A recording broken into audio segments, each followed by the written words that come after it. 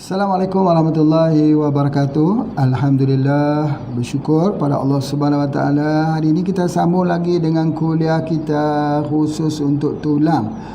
Apa khabar terdahulunya pada bapa ibu tuan-puan sekalian? Jangan lupa minum kopi radik ya. Kopi radik itu satu herba yang bagus untuk tulang, iaitu pokok pasak bumi atau tongkat ali Eurycoma longifolia. Nanti akan kita bincangkan sebentar lagi ya tentang bagaimana tulang ini kuat bila kita minum kopi radik. Masya Allah.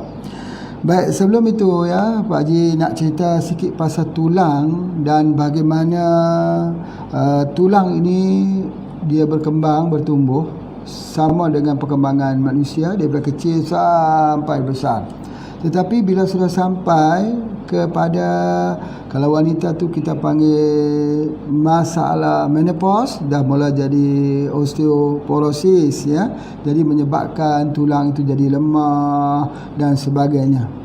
Begitu juga dengan orang yang menggunakan mesin hemodialisis yang menyebabkan density tulang itu ya, kerana di sini kita ada satu kelenjar namanya parathyroid ya, paratiroid, yang mana dia ada hubungan dengan vitamin untuk tulang ya, yang menyebabkan kalau kita guna banyak mesin hemodialisis ini, lama-lama dia berbolong-bolong dia punya tulang tersebut. Jadi menarik perbincangan kita pada hari ini.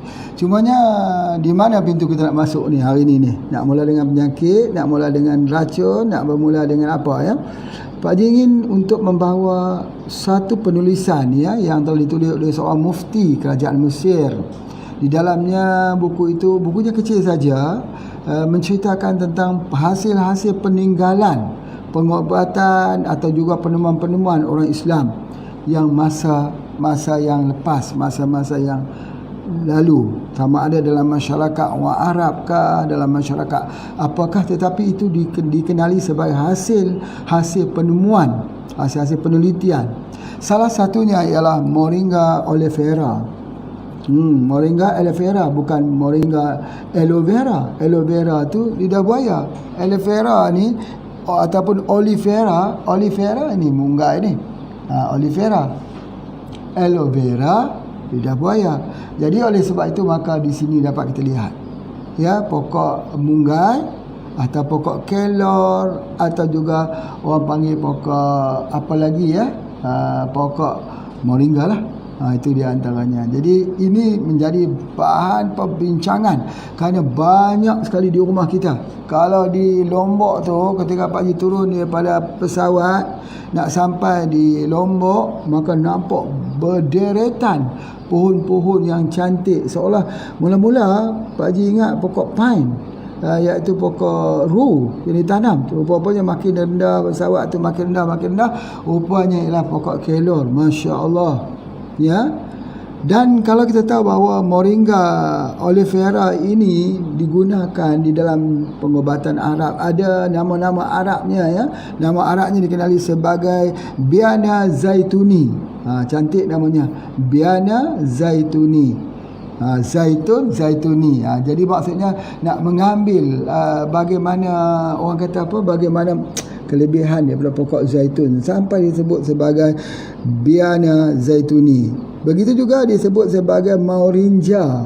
Kalau kita sebut Moringa, orang Arab sebut Moringa. Ya, begitu juga kalau disebut sebagai Syajarah Midrab. Ya, jadi juga nama-nama lokal yang dipanggil, tetapi apapun tetap ya, dia namanya ialah Moringa oleifera. Subhanallah.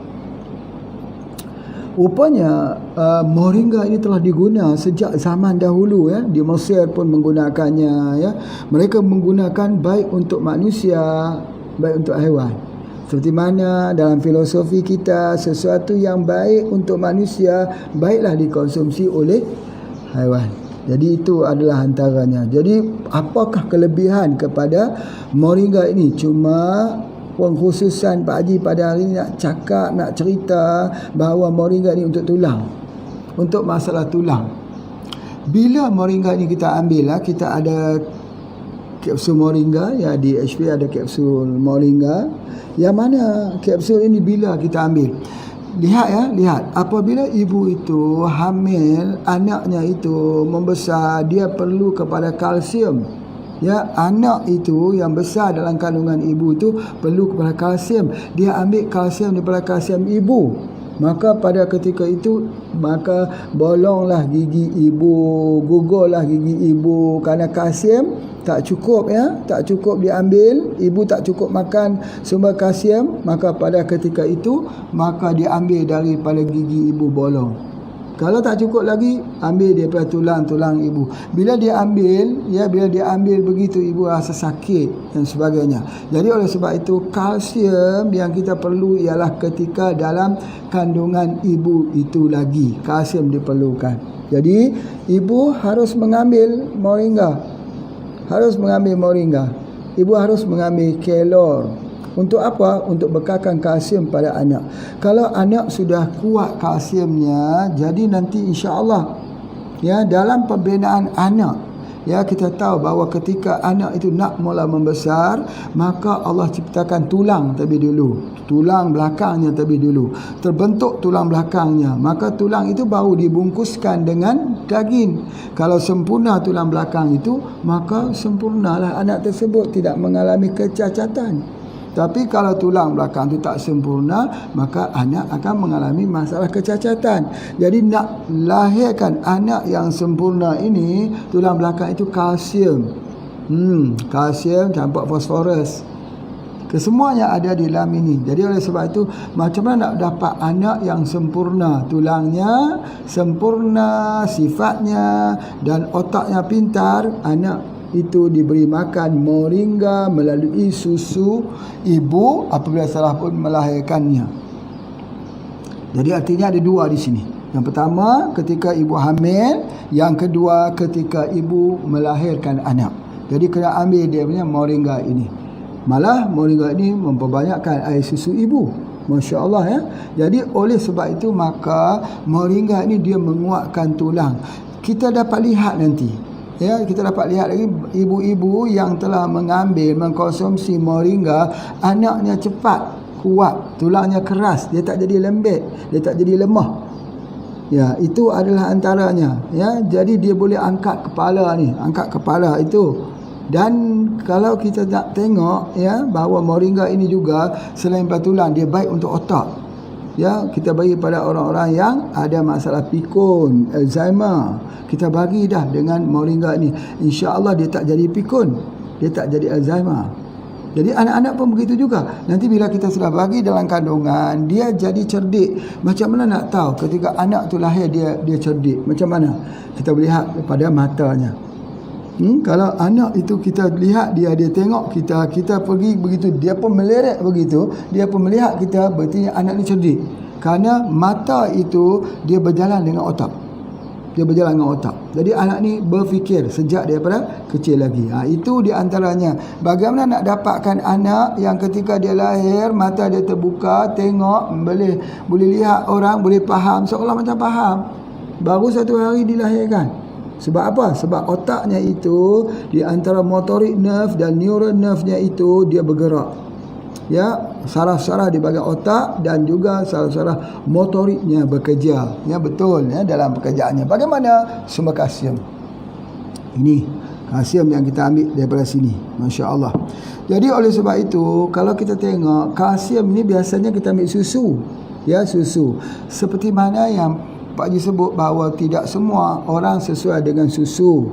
Ada yang ada masalah laktase, enzim yang tidak boleh mencerna susu, dia jadi asam, jadi kembung. Ya, itu susu. Apalagi susu-susu yang kita katakan susu yang telah dipasturkan. Pasturkan, bila susu telah dipasturkan, dia telah diberikan dengan heat, dia telah dibagi dengan orang kata apa, dengan suhu yang tinggi. Dia hanya bahannya memang betul, kalsium tidak hilang walaupun dalam suhu yang tinggi, tetapi di sudut good bakterianya banyak, itu yang telah perosak. Baik. Namun begitu, pokok ataupun moringa ini kalau dibandingkan kalsiumnya dalam susu, dia ada 17 kali ganda, 17 kali lipat. Kalau kita kata kita ambil susu, kita ambil moringa ni, moringa 17 kali ganda, 17 kali lipat kalsiumnya dibandingkan dengan susu. Jadi ini menunjukkan bahawa kita sangat bersyukur kepada Allah Subhanahu Taala kerana Allah jadikan pohon ini mudah tumbuh. Hanya ambil potong-potong saja, tumbuhlah insya-Allah di rumah kita, ada di tepi rumah kita. Boleh dikeringkan, dan bila daun ini dikeringkan, ingat Pak tunjuk ni. Biasanya kalau orang belajar dengan ilmu herba, kita mishingkan daun ini jadi bubuk, jadi serbuk, kita keringkan. Tak sampai 1 bulan dia akan bertukar daripada warna hijau menjadi warna sikit kekuningan. Sebab apa? Dia oxidize. Tapi daun moringa ni sampai 6 bulan dia tak berubah warna, dia preserve. Malah dia tidak hilang nutrisinya.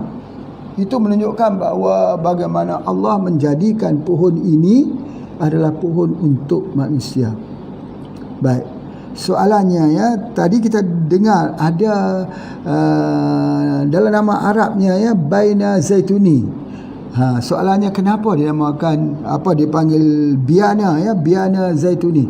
Kenapa dinamakan zaituni, zaitunku? Pokok zaitun ini nak bagi tahu pohon yang terkenal yang ada, yang kita baca dalam surah Watini wa Zaitun itu, nak cerita demi pohon tin dan pohon zaitun. Pohon zaitun itu tumbuh di Palestin.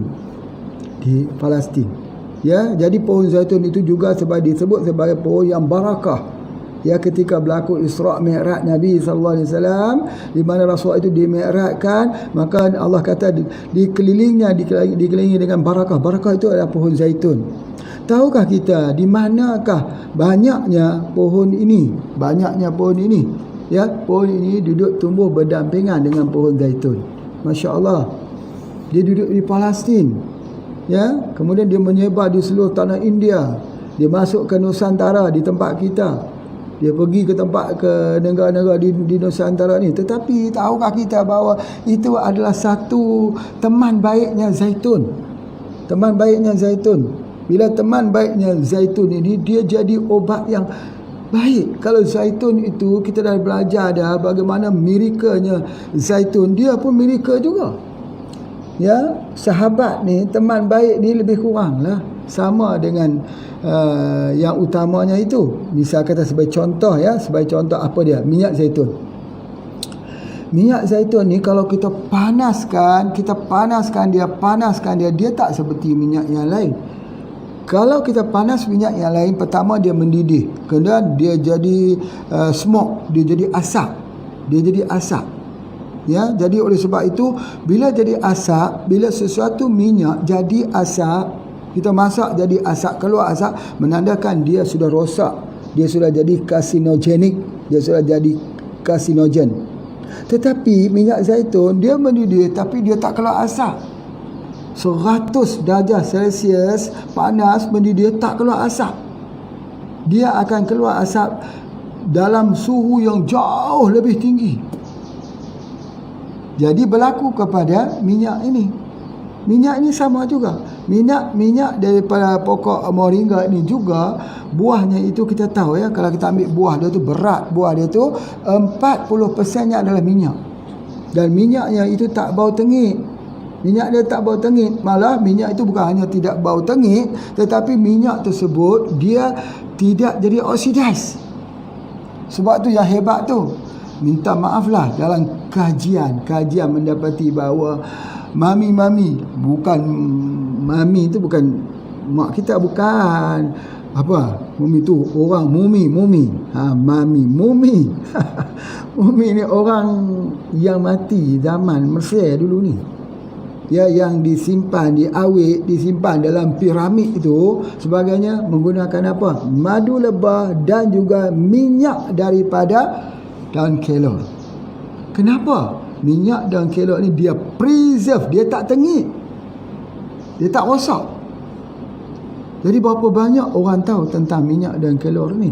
Minyak daun kelor ni boleh buat kosmetik yang sangat baik. Kita boleh buat muka kita untuk jadi apa? Dia jadi buat toner juga, boleh buat cleanser, moisturizer, boleh buat lip balm. Lip balm gitu. Kita banyak guna lip balm racun. lip balm beracun, letak kat bibir, kemudian kita telan begitu, telan pula dah racun. Yang kedua, lip balm itu banyaknya orang buat pelembab-pelembab muka juga dibuat daripada plasenta. Ya, sebab itu plasenta anak yang dilahirkan, apa kita panggil apa, uri, plasenta itu tak dibuang di hospital.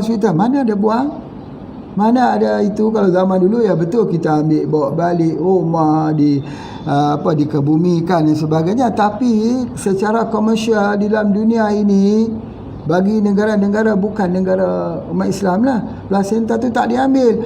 Plasenta tu jadi bisnes. Pasal apa? Dia mempunyai bahan pelembab, bahan moisturizer, ya, yang lembab pada kulit. Cuba kita lihat kulit bagi anak-anak bayi yang kecil, licin-licin saja. Sebab apa? Itulah bahan yang terkandung juga dalam plasenta. Jadi mereka gunakan. Begitu juga guna untuk pelembab pada bibir ini. Padahal bibir ini paling baik jadi pelembabnya ialah minyak daripada minyak ini, minyak kelor. Ada orang bertanya, Pak Haji, macam mana pula dengan minyak kemiri? Minyak kemiri bagus untuk rambut, bagus sekali, boleh guna juga untuk bibir. Tapi bibir ini orang guna dengan pokok jarak. Pokok yang buat minyak tu, apa dia panggil minyak, ada pohon yang ada buah itu, yang ada buah jarak, ada getahnya itu, ya. Jadi minyak daripada itu, minyak kastor yang dibuat untuk bibir, memang dapat melahirkan bibir seperti delima merekah. Bibir seperti delima merekah, macam mana tak tahu, bibir merah itu sebagainya. Tapi yang mereka nak pakai lipstick tu janganlah kita pakai yang merah-merah tu, tak bagus, ya. Itu namanya tabaruj. Tabarujnya bersolek-solek selain daripada depan suami, tak baik, tak bagus. Jadi macam mana guna saja lip balm. Gunakan saja lip balm. Bila kita gunakan lip balm kat mulut kita tu, nanti dia keluar warna asal daripada bibir kita, merah juga. Tapi taklah merah sampai merah betul-betul tu, ya. Itu di antara itu pesanan Pak Haji, ya, pesanan Pak Haji. Jadi kalau kita tak mau guna tu, guna minyak buah jarak. Kalau tak mau guna minyak buah jarak, minyak kemiri. Tak mau guna minyak kemiri, kita guna minyak daripada sini. 40% daripada berat buahnya adalah minyak. Itu ada di antaranya. Cuma Pak Haji nak ceritakan bahawa bagaimana sifat minyak buah daripada buah moringa ni sama juga seperti sifatnya kepada zaitun. Itu yang pertama dulu, ya, untuk kita hazamkan. Masya Allah, hebat sekali ni, hebat. Jadi ketika orang-orang Arab bagi nama biana zaituni, maka Masya Allah, ya, mereka sudah membayangkan dia seperti pohon zaitun. Masya Allah, hebat, ya. Baik. Kemudian apa yang Pak Haji nak sebutkan, dia baik untuk tulang ni, untuk osteoporosis. Ya, untuk osteoporosis. Macam mana dia baik untuk osteoporosis? Kita tahu bahawa tulang kita semakin menemui penuaan, dia punya density dia, ketumpatannya semakin tidak kuat, semakin tidak tumpat, berlubang. Jadi mudah patah. Sebab tu selalu, ya, kita dengar bahawa banyak ibu-ibu kita jatuh patah, jatuh patah. Sebab apa? Sebab tulangnya itu jadi rapuh. Kenapa tulang jadi rapuh tiba-tiba? Itu telah kita belajar dah. Pak Haji ulang-ulangkan ini supaya kita jangan lupa, ya. Bila sudah menopause, maka estrogen sudah tak keluar lagi. Pada ketika tersebut, tulang yang sebelum ini kuat dengan hormon estrogen sudah tidak ada perlindungannya lagi. Tulang dan jantung. Sebab itu kalau muda-muda, mana ada orang perempuan yang kena sakit jantung waktu muda? Laki-laki banyak, ramai. Sebab apa? Sebab dia dilindungi oleh apa? Dia dilindungi oleh hormon estrogen. Masya Allah. Jadi itu adalah antaranya. Bila kita katakan tentang osteoporosis ini, maka sekali lagi kita bersyukur sebagai seorang anak kepada ibu yang melahirkan di rahimnya yang satu, bahawa ibu berkorban kalsiumnya untuk anak itu membesar. Masya Allah. Bukan daripada susu saja. Kalau kita sebut dulu, kita dibesarkan daripada susu ibu. Ya betul, selepas dilahirkan. Tapi sewaktu dia hidup, kita mula kehidupan ni bukan selepas dilahirkan. Lepas dilahirkan itu kehidupan di dunia. Sebelum itu namanya kehidupan di dalam alam rahim. Dalam alam rahim ini kita sudah hidup. Kita sudah hidup. Kita perlukan tulang. Kita perlukan sumber-sumber nutrisi yang cukup. Tetapi kesemuanya itu datang daripada mana? Daripada ibu. Makanan anak adalah makanan ibu. Ya, jadi oleh sebab itu maka jangan lupa ibu itu menggunakan ini, ya, daripada pokok moringa ini. Baik. Kemudian begitu juga dengan tulang ini yang banyak sebut, ya. Ada orang kata macam mana kalau dia patah tulang? Masya-Allah. Patah tulang ni kalau cara herba lah mengubati, ya, cara herba mengubati setelah tulang itu diletakkan tempatnya balik. Ya, ada kalau di tempat Pak Haji dia panggil bomoh lah. Bomoh ni bukan maksudnya bomoh dukun ilmu santet, ilmu bukan. Bomoh itu iaitu orang-orang yang mempunyai pengetahuan tentang pembetulan tulang yang patah. Bomoh tulang ni dia betulkan balik. Macam tu. Dia pegang itu ya. Dia tengok pegang-pegang, dia bual-bual, bayi kita agak lupa, dia masuklah. Masuk itu. Bila dia masuk, dia akan ambil. Ini boleh guna untuk patah, keseliu, bahasa Indonesia panggil terseliu, bahasa Malaysia panggil, atau tulang itu bengkak. Ambil apa dia? Ambil pokok tulang-tulang. Macam mana pula pokok tulang-tulang? Pokok tulang-tulang, pokok yang macam yang berjari-jari macam tulang tu. Dia bukan ada daun pokok tu. Dia ada tulang saja. Pokok tulang-tulang inilah yang kita gunakan. Berkesan sungguh. Pokok tulang-tulang ni cepat. Dengan apa? Kita ambil dia, kita tumbuk dia. Ambil dia punya, ambil yang tua. Yang tua yang mana? Yang bawah. Ranting-ranting yang sebelah bawah tu ambil, tumbuk dia. Lepas tu kita letakkan di tempat yang patah. Biasanya orang dulu dia ikat tulang yang patah itu, apa dia? Dia ikat dengan menggunakan apa? Dia menggunakan daun pisang. Daun pisang supaya jadi sejuk lah konon-kononnya, ya, supaya jangan jadi kawasan itu panas. Jadi itu adalah antaranya. 3 hari buka, ya, tak boleh buka. Lepas 3 hari buka, dia dah bercantum semula. Cuba guna untuk orang yang keseliu, cuba guna untuk orang yang sakit tulang, cuba kita guna untuk tulang yang bengkak. Masya Allah, pokok tulang-tulang ni, ya, kita tumbuk sampai hancur. Ya, pokok tulang-tulang ni dia memanglah ada getah warna putih, ya, sebagainya. Jadi kita ambil dia, kita gunakan. Tengok bagaimana makroskopik, tengok macam tulang, ubat untuk tulang. Ya, tengok pokok tu macam tulang, ubat untuk tulang. Hari ni pokok tu sudah tak orang gunakan lagi. Orang tak gunakan lagi dah. Orang dah tak mau guna lagi dah. Malah orang tebang.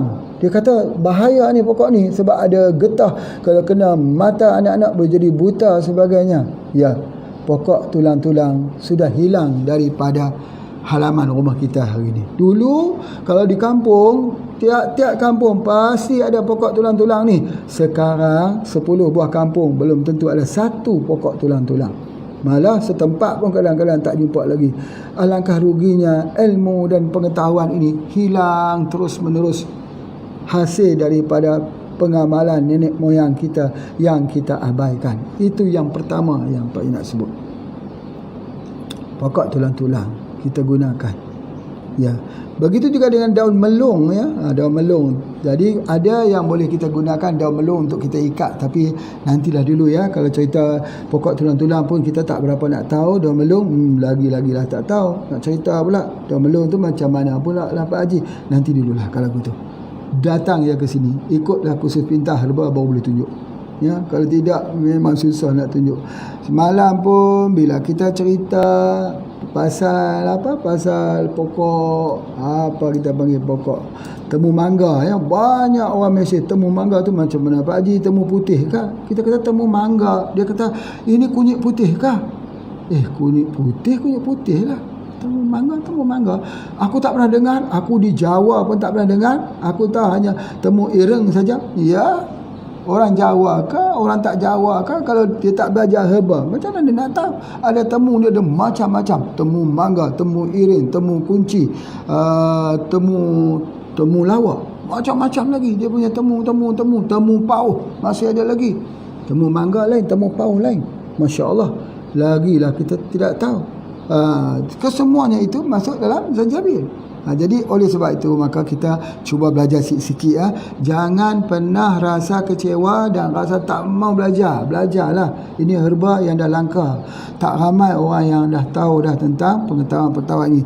Pak Haji pun bagi kuliah tahun ni, tahun depan tak tahu lagi boleh bagi atau tidak. Mudah-mudahan 10 tahun lagi boleh bagi. Boleh bagi kuliah. Tapi kita tak tahu kan hidup kita ni sampai bila. Jadi sebab tu ilmu ni mesti dilepaskan segera supaya digunakan oleh umat, insya-Allah. Itu adalah yang pertama sekali. Baik, ada satu perkara yang Pak Haji nak sebut sini, bahawa daun kelor lah. Sekarang dah kita dah terlanjur cerita daun kelor ini daunnya, ini buah. Kalau kita tengok buahnya ini ada segitiga sebenarnya. Buahnya ada segitiga. Buah ini kalau kita pergi di India memang jadi makanan utama. Malah kalau kita tengok dalam pengobatan di India, ya, ini sebut moringa. Moringa itu India lah. Ini kena tanyalah kawan, ya, dia bawa balik dari Pakistan, ya, bagaimana dia punya dia panggil Zindagi Eksafa Hisuhana. Zindagi Eksafa Haisuhana. Cuba sebut tengok. Zindagi Eksafa Haisuhana. Maksudnya apa dia? Hidup ini satu perjalanan. Hidup ni satu perjalanan, one way je. Mana dia boleh putar-putar balik. Umur Pak Haji dah dekat 60, mana boleh jadi 30 lagi. Maka herba bolehlah kurang 10. Tapi fiziknya, tapi usianya macam mana?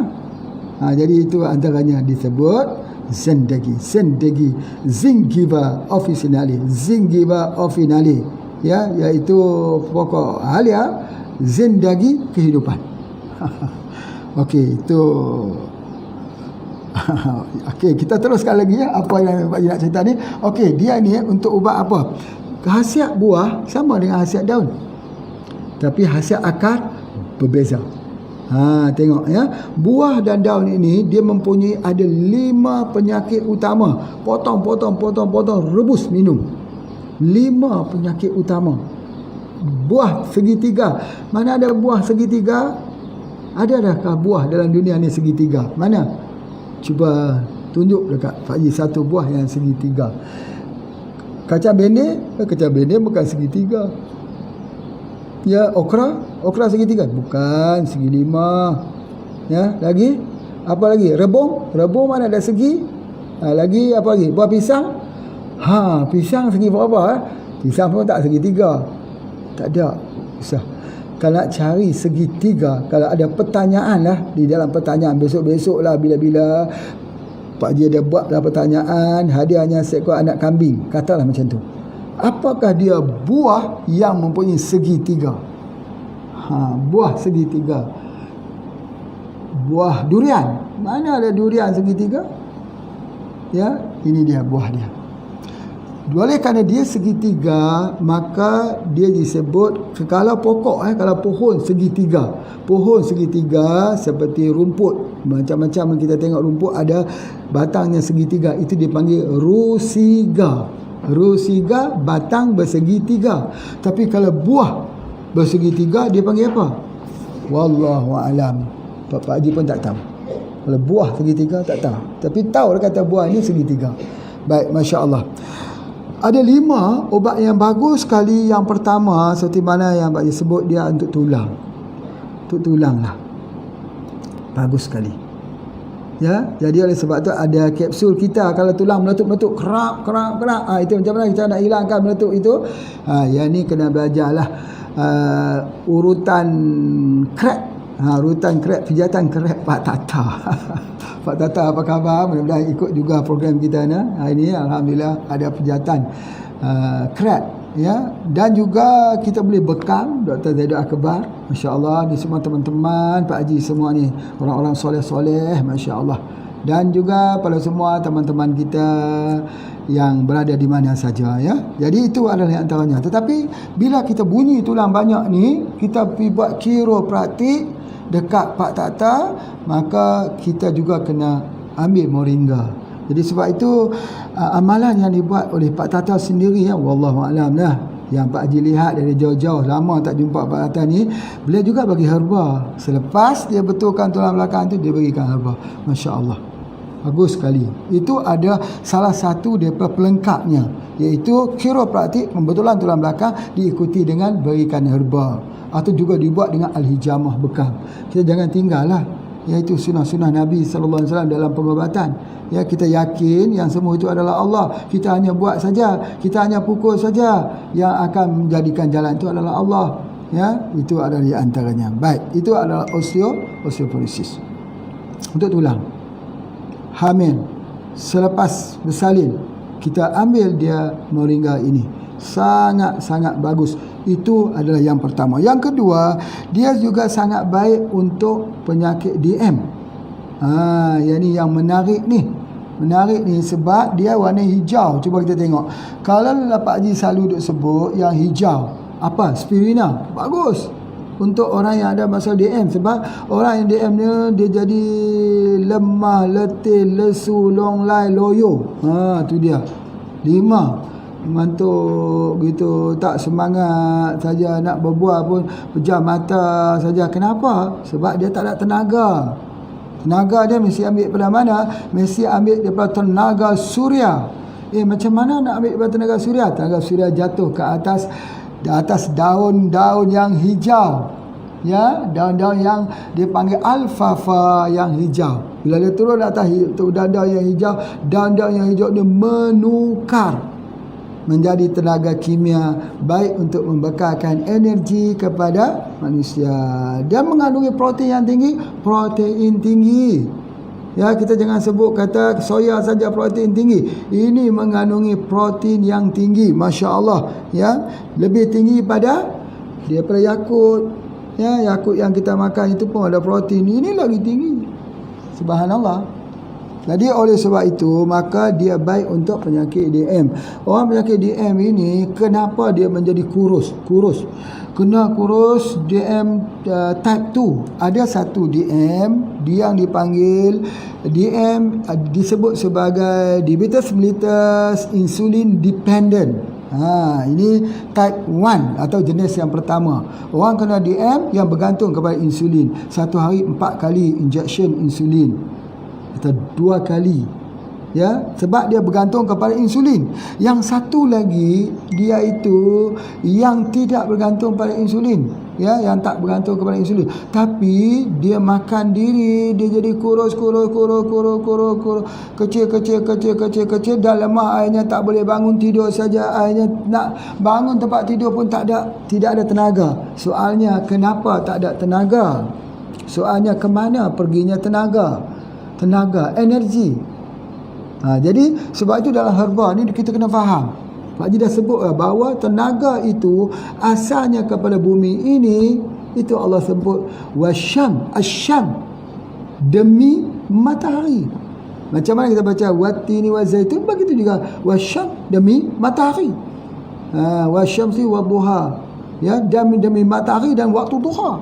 Allah Ta'ala nak cerita tentang waktu matahari dan waktu duha. Apa dia? Nanti kita bincangkan dalam bentuk saintifik. Masya Allah. Cuma apa yang Pak Haji nak sebut, waktu duha itu waktu pancaran matahari yang selembut sutera.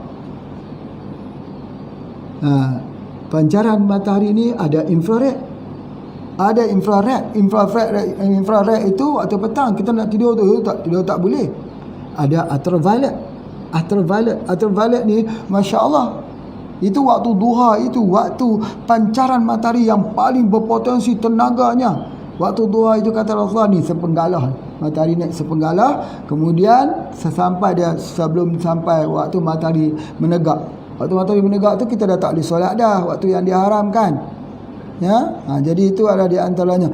Jadi pada ketika itulah tumbuh-tumbuhan ini mendapat tenaga. Dia simpan dalam daun ini. Daun ini untuk manusia. Ambillah wahai manusia. Manusia tak faham, dia tebang. Dia bagi lembu yang makan, dia bagi sapi makan. Sapi sihat. Mana ada sapi kena penyakit DM? Mana ada sapi kena penyakit hipertensi? Yang ada tuan sapi. Yang ada ialah yang jaga sapi tersebut. Sebab sapi dibagi makan dengan ni daun, tuan dia tak makan. Jadi oleh sebab itu, kadang-kadang tuan dia kata, takkanlah yang sapi makan kita nak makan. Jangan fikir gitu. Yang kita makan tu yang sapi makan. Ya, jangan kita terbalikkan. Alam ni Allah ciptakan bukan untuk sapi. Alam ni Allah ciptakan untuk manusia. Manusia belah sapi untuk dirinya. Jadi sebab tu bila sapi dia makan yang ni, tenaga ini masuk dalam daging-dagingnya sapi. Maka manusia pergi makan daging sapi itu, protein dapat daripada sapi yang makan moringa ni berbeza sekali dengan sapi yang tak makan moringa. Berbeza. Sebab apa? Sapi yang kita bagi makan dengan dedak, buatan itu tak sama dengan sapi yang makan rumput-rumput di rumah. Tak sama. Sebab apa? Sebab kalau kita makan protein daripada sapi yang kita ternak, dia yang memakan daripada moringa ini, kita jadi segar. Sebab itu apa yang Pak Ina nak sebut ialah orang yang ada DM, kenapa letih lemah lesu lolai loyo? Lapar.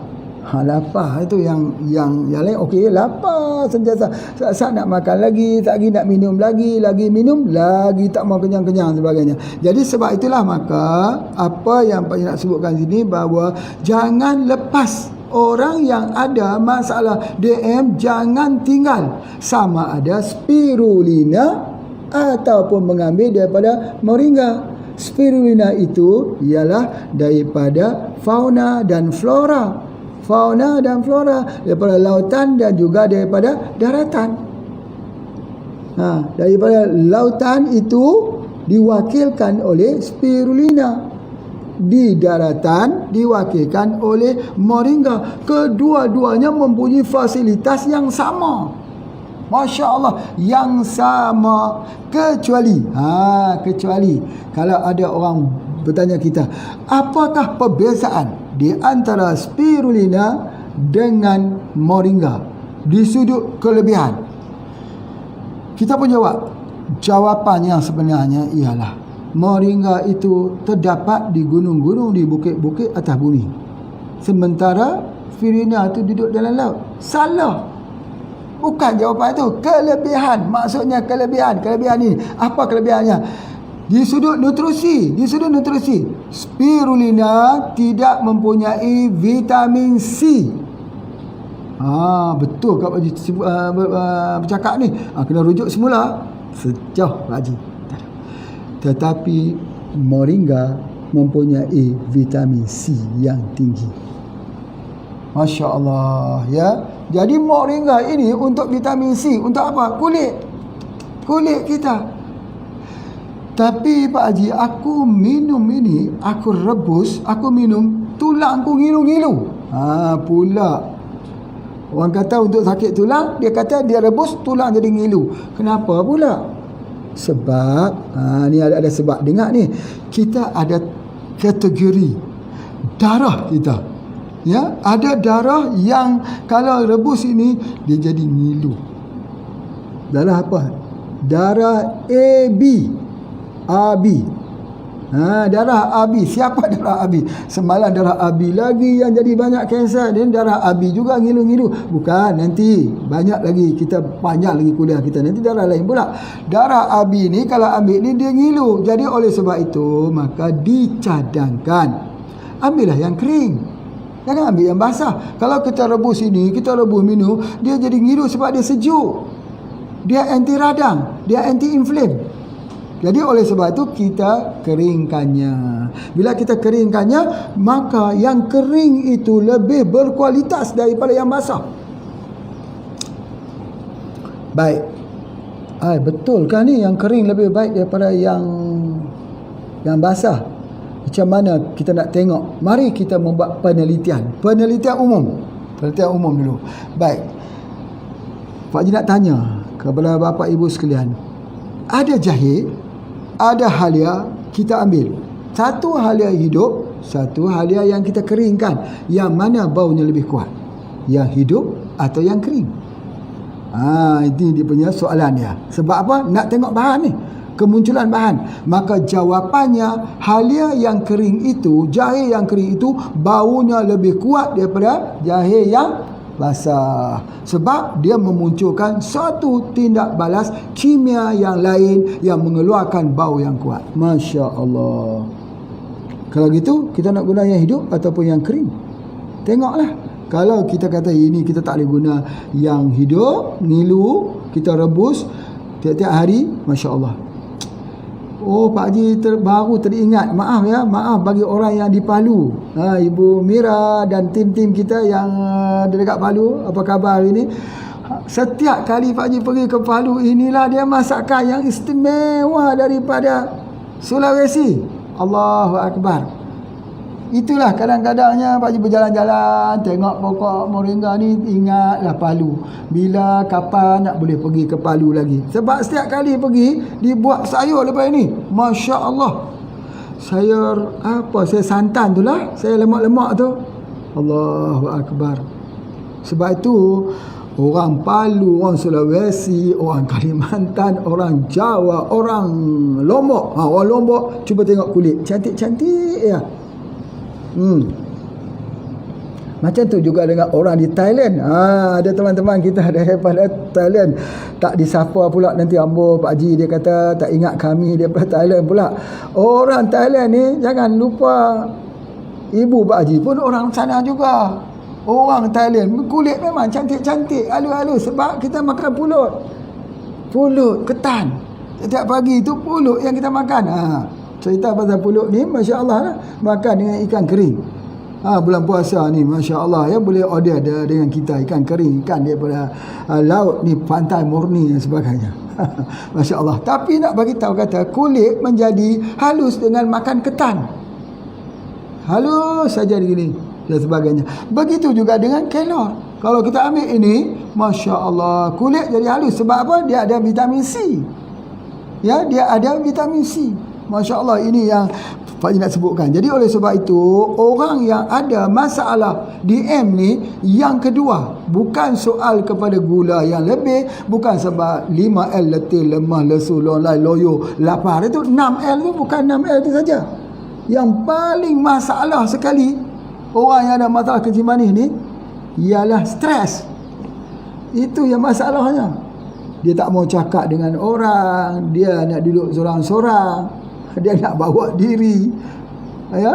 Jadi itu yang ada pada pesakit kencing manis. Macam mana nak selesai yang tu? Kalau boleh selesai itu lebih baik. Cara nak selesai kau ini ya. Sebab dia anti stres. Malah kalau orang ada kesurupan ya, kesurupan tu over stress lah. Ya, ambil akar dia, rebus. Insya-Allah hilanglah kesurupan tersebut. Orang kata betulkah Pak Haji, kalau kayu ni buat pukul orang kebal, dia boleh hilang ilmunya. Ini ada satu ilmu. Dia katanya kayu kelor ini boleh pukul orang yang ada ilmu, boleh jatuh mati. Betulkah? Ya, bergantung kepada Allah, itu mengikut sangkaan hambanya. Kalau bukan kayu ni pun, lidi pun kalau pukul jatuh. Lidi saja, lidi lagi kecil pada ni, besar ni saja lidi. Ini, itu, begitu, lidi besar tu je, pukul jatuh.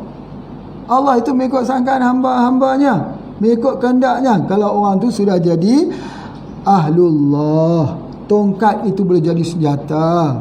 Ya, ahlullah. Sedang Umar bin Khattab ketika berlaku gempa bumi, apa yang dilakukan oleh Umar? Umar pegang tongkatnya, wahai bumi, adakah ketidakadilan Umar lakukan sehingga kamu menjadi gempa ini? Berhenti bumi, cuba kita ambil tongkat kita buat. Jadi tak jadi. 10 tongkat pun tak jadi.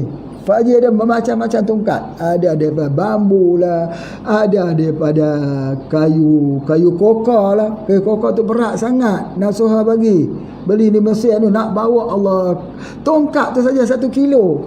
Berat bawa tongkat, bawa diri kita. Dia kena ringan. Ada kayu hitam sebagainya. Tongkat ni sunnah Nabi SAW.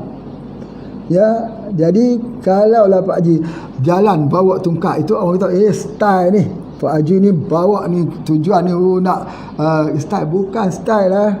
Ini yang pertama, sunnah Nabi SAW. Umur 40 pakai tongkat. Macam mana kalau semua anggota kita umur 40 semua pakai tongkat rotan? Itu dia antaranya. Baik, yang kedua bukan sebab itu. Pak Haji ni pernah jatuh, Pak Haji dah sebut dah. Kaki kiri Pak Haji ni jatuh di Gunung Merapi. Naik sepeda motor, jatuh kat sana 2 kali, jatuh kali ketiga tak ada, baru 2 kali pulang balik Malaysia.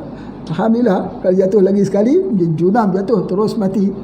Sebagainya. Cuma nak sebut kata memang kita perlukan tongkat. Jadi apa yang disebut orang kalau guna tongkat ni untuk kita pukul orang-orang yang ada hikmat-hikmat sebagainya, itu pun bergantung kat orang yang ada hikmatnya. Ya, dia pun ada hikmat juga, dia ada baca-baca juga quote, ya. Macam-macam lah dibaca. Apa yang kita nak baca Pak Haji? Nak baca apa? Jika kita pukul orang ni kita nak membaca apa? Pukul orang jangan kita baca. Kalau kita baca, kita pun tak pukul orang dah. Sebab apa? Tongkat ini bukan digunakan untuk memukul, tapi tongkat digunakan untuk menunjuk jalan. Tunjuk jalan kebenaran.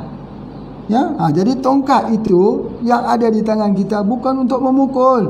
Kuasa yang ada pada tangan kita bukan untuk menghukum rakyat, bukan menghukum rakyat kecil, bukan menghukum orang yang tidak ada kuasa, tapi untuk menunjukkan jalan yang benar untuk diikuti. Begitu. Setuju kan? Ini ke mana pula Pak Haji ni? Jadi tentang penyakit DM. Ringkaskan saja bahawa daun kelor ini, kalau ada orang yang ada DM, kalau tak ambil daun kelor, ambilkan saja moringa pula. Ambil saja spirulina. Ya, itu ada ubatnya untuk mengembalikan energi. Baik. Seterusnya, apa yang Pak Haji nak sebutkan juga, orang yang ada DM ni dia jadi radang dekat kakinya panas. Macam mana nak hilang? Hilang selalunya memerlukan vitamin B12. B kompleks itu B12. Kita perlukan B12. Kalau ubat kimia ada Macobalamin. Macobalamin itu B12 lah ada jual. Tetapi kalau herba macam mana nak hilang? Dia duduk hangat-hangat bahagian-bahagian kaki itu. Ngilu tikam-tikam macam jarum sebagainya. Itu kapsul moringa. Kapsul moringa. Masya Allah. Jadi oleh sebab itu dikatakan bahawa dalam kitab-kitab pengobatan dulu dikatakan moringa ni untuk merawat 300 jenis penyakit. 300 jenis penyakit. Selepas dia merawat untuk masalah osteo, DM, dia juga untuk merawat untuk masalah orang lelaki disereksi, orang perempuan dingin. Jadi ini cara dia, ambil dia punya kapsul ini. Ya, ini memang diciptakan begitu. Allah ciptakan. Itu kita teruskan. Baik, dan seterusnya dia gunakan untuk jantung. Buah ni untuk jantung, daunnya untuk jantung, moringa untuk jantung. Lebih kurang sama dengan perbincangan tentang spirulina. Lebih kurang sama je. Kalau mereka dah belajar tentang kelebihan spirulina, belajar tentang kebaikan spirulina, sama lebih kurang dengan moringa. Tapi moringa mengandungi vitamin C yang itu di antaranya. Kemudian dia ada 46 jenis antioksidan. Allahu Akbar. Antioksidan ada mineral, ada vitamin, yang dia panggil powerful antioksidan, ada chromium, ada selenium, ataupun ada vitamin A, vitamin E, itu vitamin antioksidan, zinc, itu antioksidan juga, dan ada mineral, ada. Tetapi di dalam daun ini dia ada 46. 46. Allahu Akbar. Banyaknya antioksidan dalam tubuh. Kalau begitu, kenapalah kita tak boleh jawab daunnya kenapa ketika kita bubukkan dia, kita serbukkan 6 bulan dia tak berubah, duk warna hijau begitu, nutrisinya tak hilang. Kenapa? Sebab dia di-preserve, dia dilindungi oleh antioksidan. Kerana apa? Kerana dia ada 46 jenis antioksidan. Kalau dalam pegaga kita letak, cukuplah 1 bulan, kuning dah daunnya.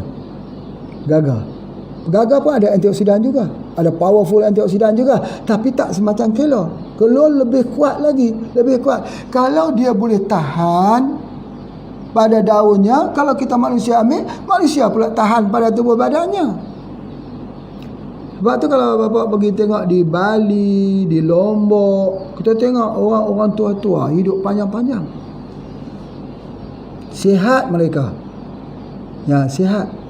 Sebab apa? Sebab ini saja mereka makan. Begitu juga di Makassar, Masya Allah, di rumah Dr. Amir, selalu kalau Pak Haji pergi ada, subhanallah, inilah dimasakkan. Terima kasihlah pada keluarga Dr. Amir. Dah ramai lagi ke mana mereka kalau ke Makassar saja ada ini, pasti ada. Pokoknya ini jadi makanan resmi, makanan resmi. Tapi kalau kita pergi India, cuba pergi ke India. India ini ada satu peraturan. Peraturan dia, daun munggai ini hanya boleh diambil oleh raja-raja sahaja. Bunga dia. Daun boleh makan oleh rakyat. Bunga oleh raja saja. Siapa yang didapati makan daripada bunga moringa akan ditangkap. Itu undang-undang di India. Kenapa? Zaman dahulu, bukan zaman sekarang. Sekarang semua orang dah moden dah. Semua dah zindagi eksafa haisuhana dah.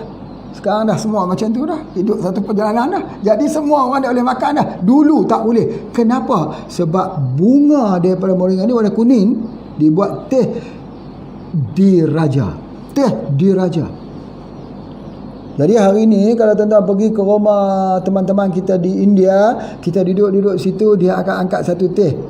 Teh apa kita tengok? Kuning semacam saja.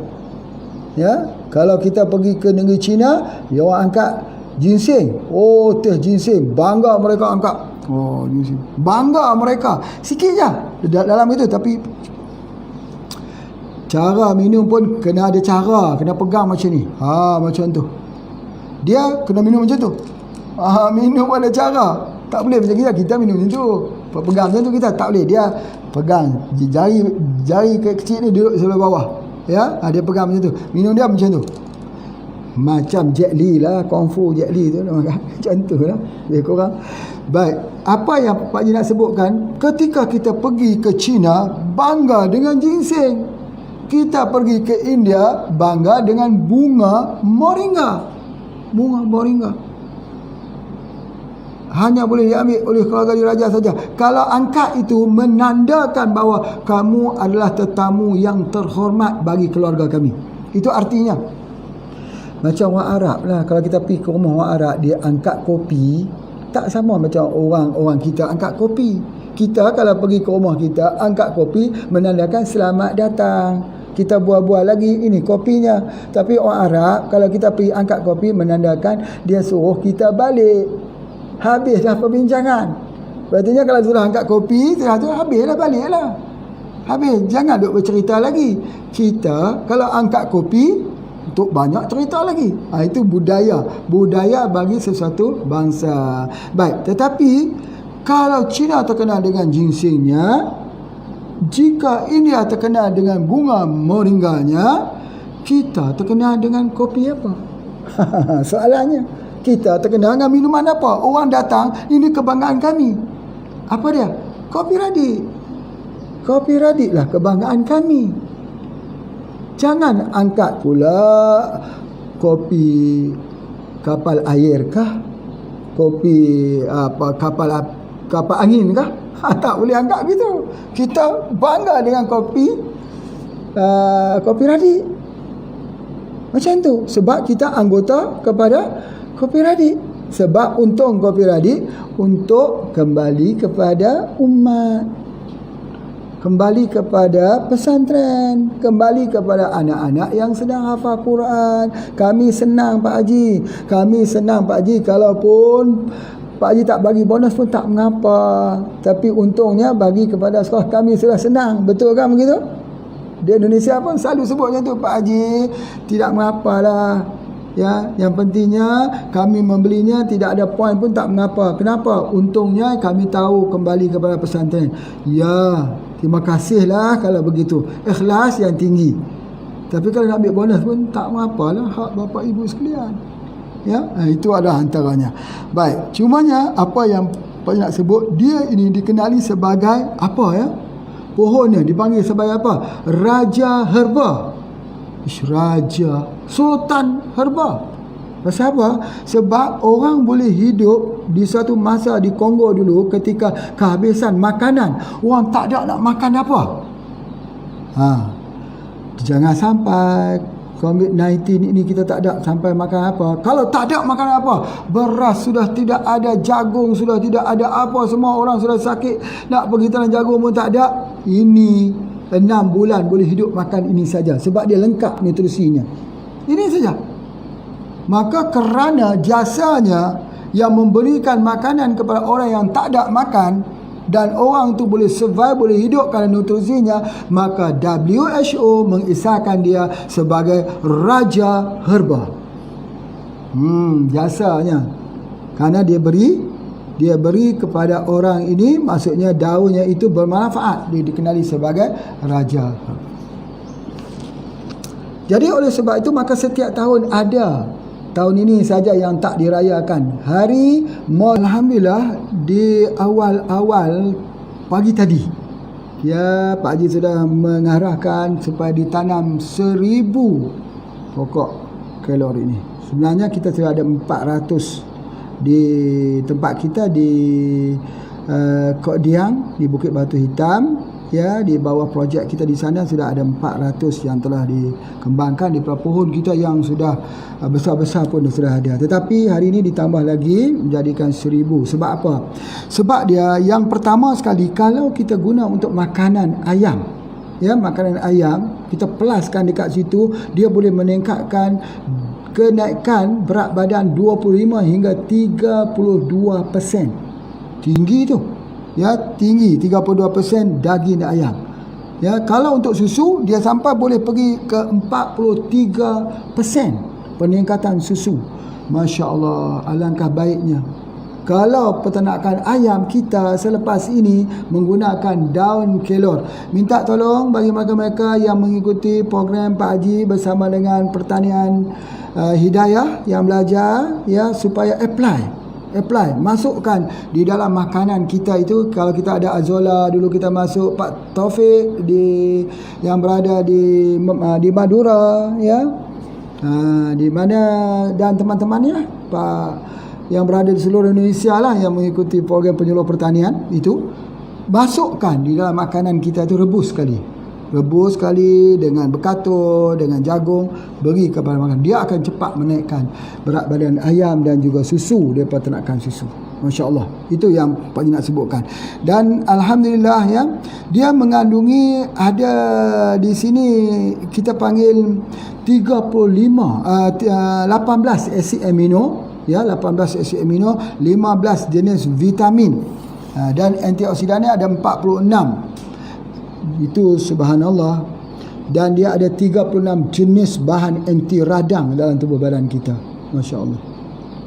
Jadi yang kita kata radang itulah yang menyebabkan berlakunya jangkitan dan berlakunya kanser. Mula-mula dia jadi luka itu dia jadi bisul ataupun dia jadi macam bengkak-bengkak radang dalam usus. Lama-lama daripada bisul jadi tumor, jadi ganas, jadi kanser. Tapi kalau kita makan anti radang, ni ada 36 jenis anti radang yang ada di dalamnya. Jadi tubuh badan kita sihat. Masya Allah. Jadi oleh sebab itu dia adalah satu yang Pak Haji masukkan ke dalam kategori herba yang mempunyai nutrisi untuk orang muda, untuk orang tua, untuk orang sihat, untuk orang sakit. Apapun kita jangan tinggalkan daripada moringa ini. Pastikan setiap hari kita ambil, ya, sebab kita tidak tahu daripada makanan kita, ya, daripada makanan kita itu ada banyak racun-racun yang kita ambil, ya. Yang terakhir ada sikit lagi tip Pak Haji, sedikit saja tetapi penting dan agak sukar untuk difahami, tetapi tak mengapa, Pak Haji cuba sampaikan dengan cara yang paling mudah. Beri perhatian untuk minit-minit yang terakhir ini. Biasanya kalau kita mengambil satu makanan itu ada heavy metal, logam berat. Ya, logam berat, mercury, arsenik, pelambang. Kita ambil tak kira lah dia pernah makanan laut kah, makanan yang bercengkeram begitu kah, daripada seafood kah, daripada makanan di bahagian di darat kah, apa juga yang kita ambil lah. Daripada sumber mana pun heavy metal masuk dalam tubuh badan kita. Bila heavy metal dia masuk dalam tubuh badan kita, dia tengok sesuatu yang masuk itu bukan daripada yang dia kena, dia akan cuba reject. Dia akan reject heavy metal. Tubuh akan reject mercury, pelambang, arsenik. Tetapi persoalannya, kenapa tubuh tidak reject? Ya, ketika ada pelambang, ya, kita daripada minyak dan sebagainya, ketika masuk dalam tubuh badan kita, kenapa tubuh badan tak reject? Sepatutnya tubuh badan itu ada mekanisme dia. Mekanisme ni dia macam tentera. Kenapa tentera tak reject? Ini adalah merupakan kekacauan. Ini adalah merupakan musuh, ya, musuh yang masuk dalam tubuh badan kita. Kenapa tubuh badan, sistem itu tak reject? Sebab, dengar ya, sebabnya heavy metal masuk dalam tubuh badan, dia menyerupai, dia membentuk seperti kalsium. Seperti kita makan sumber ini ada kalsium. Bila ada kalsium, tubuh akan serap. Begitu juga heavy metal. Bila kita ambil dia, tubuh ingat kata kalsium, dia serap. Bila dia serap, dia letak di mana? Dia letak di tulang. Dia letak di tulang. Di tulang belakang, dia letak di tulang. Sebab kalsium itu dia menempel di tulang. Dia menguatkan tulang. Maka dia pun berada di situ. Pada suatu saat, tubuh badan kita jadi asam tinggi. Asam tinggi. Asam tinggi mungkin kita ambil susu. Susu tu tak dapat diproses, maka susu itu mendatangkan asam yang tinggi. Bila asam tinggi, maka tubuh akan meneutralkannya dengan mengambil tulang. Maka kalsium di tulang itu ditarik keluar untuk meneutralkan asam yang ada dalam tubuh badan itu, asid yang ada dalam tubuh badan tersebut. Yang ditariknya ialah apa? Yang ditariknya ialah heavy metal. Yang keluar itu mercury, pelambang ataupun arsenik. Maka terjadilah keracunan. Pernah tak dengar orang makan sayur kacang tiba-tiba muntah darah?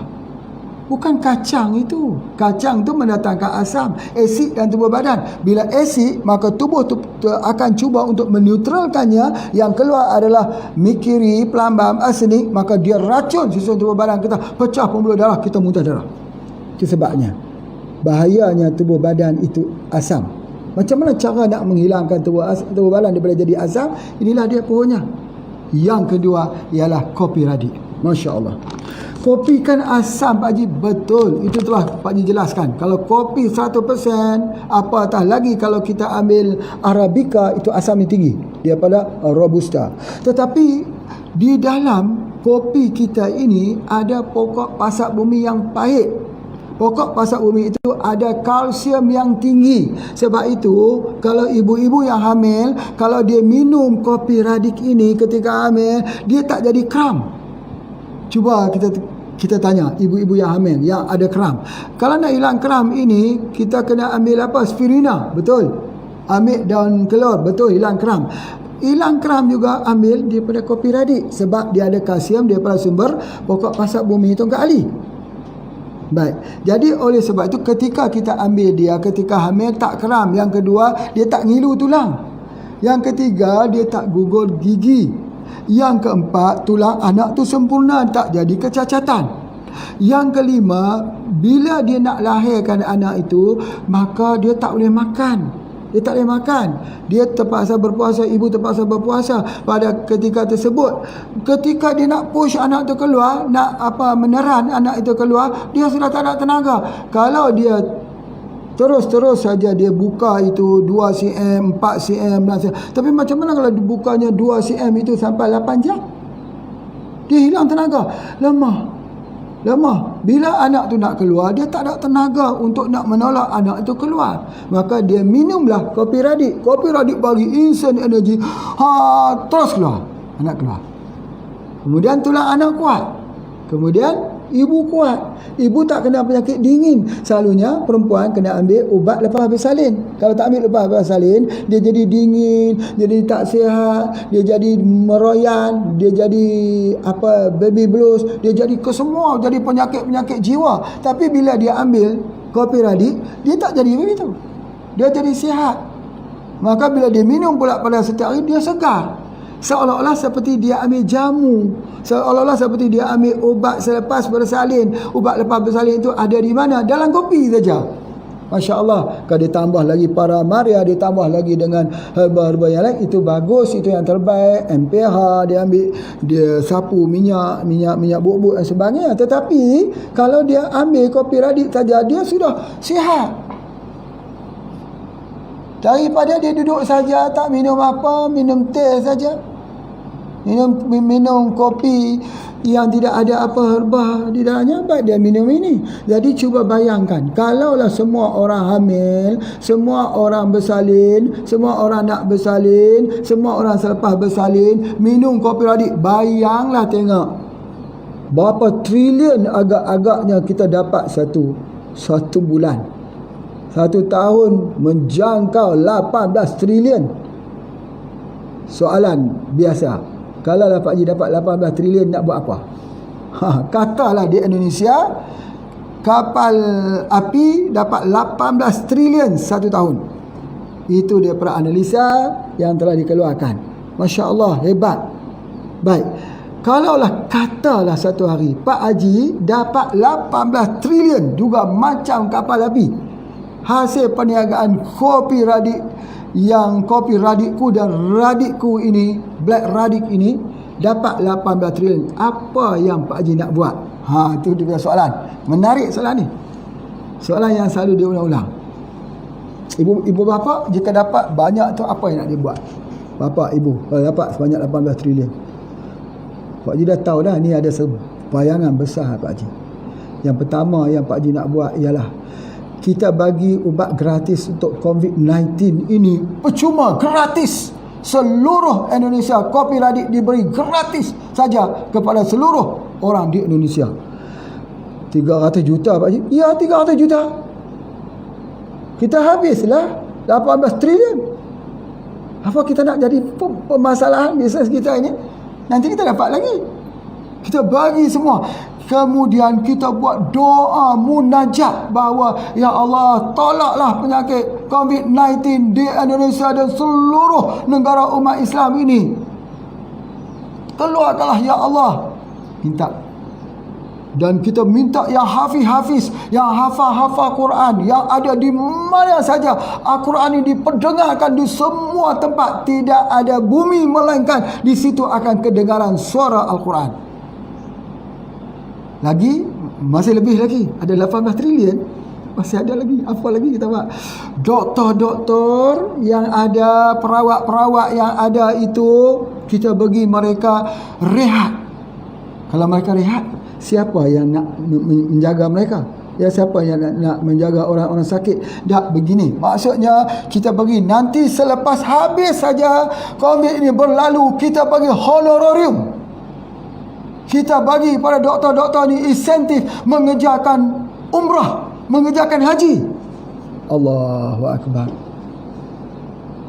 Yang terakhir, ada sikit lagi 18 triliun ni.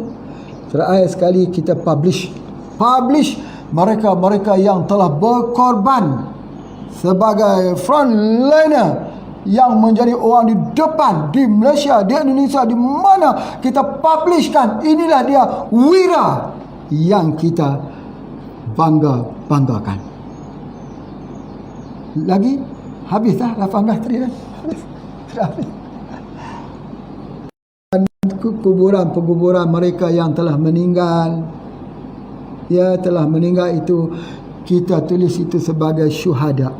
Kenapa? Kenapalah Pak Haji nak bagi kuburan orang yang mati COVID ni?